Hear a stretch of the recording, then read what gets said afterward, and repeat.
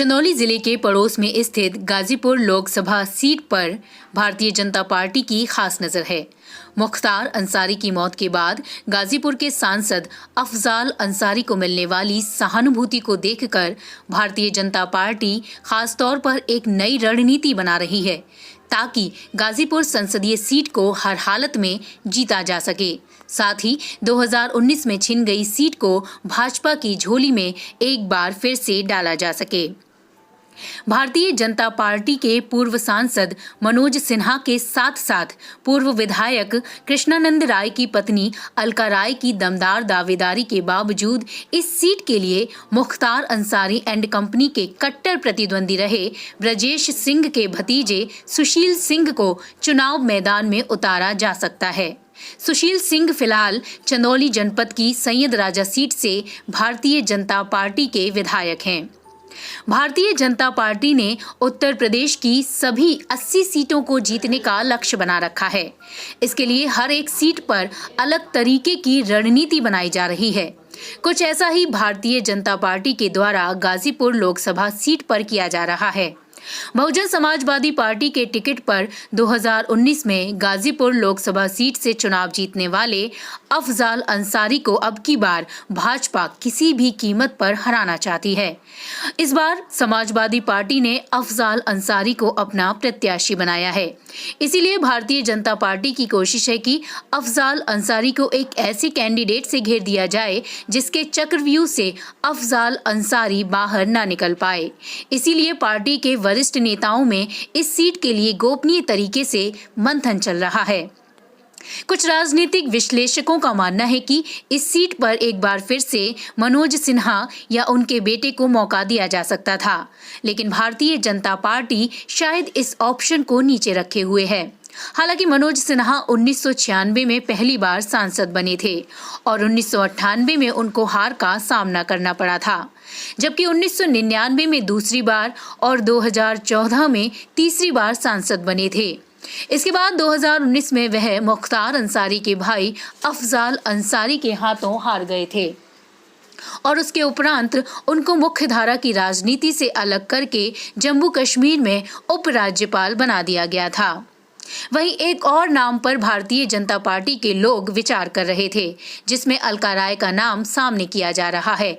अलका राय पूर्व भाजपा विधायक स्वर्गीय कृष्णानंद राय की पत्नी है और 2005 में उनकी हत्या के बाद विधायक चुनी गई थी। 2017 में भी उन्होंने मोहम्मदाबाद सीट पर जीत हासिल की थी, लेकिन 2022 के चुनाव में समाजवादी पार्टी के प्रत्याशी और मुख्तार अंसारी के भतीजे मन्नू अंसारी से हार का सामना करना पड़ा था। कहा जा रहा है कि हार के कारण इन दोनों प्रत्याशियों को भारतीय जनता पार्टी एक और मौका नहीं देना चाहती है। इसीलिए विधायक सुशील सिंह का नाम आगे किया जा रहा है। 2002 के विधानसभा चुनाव में करीबी हार के बाद सुशील सिंह कभी चुनाव नहीं हारे हैं। वह 2007 में धानापुर विधानसभा सीट पर सपा की उम्मीदवार को हराकर बहुजन समाजवादी पार्टी के टिकट पर विधानसभा में पहुंचे थे। इसके बाद परिसीमन के बाद बनी सकलडीहा विधानसभा सीट पर वह निर्दलीय विधायक के रूप में जीतकर अपनी हनक दिखा चुके हैं, जहां पर सारे समीकरण तोड़ते हुए उन्होंने जीत हासिल की थी।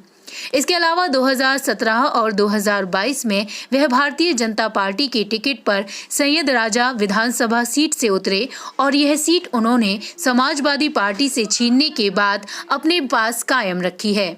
उनके इस जलवे के चलते 2024 में उनको सांसद बनाने के लिए सोचा जा रहा है।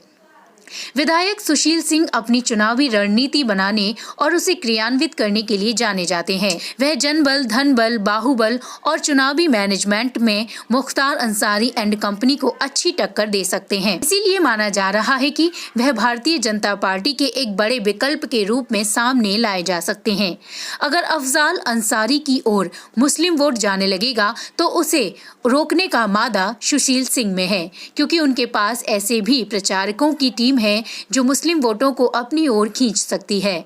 यह कार्य वह सैयद राजा और सकलडीहा विधानसभा में पहले भी कर चुके हैं।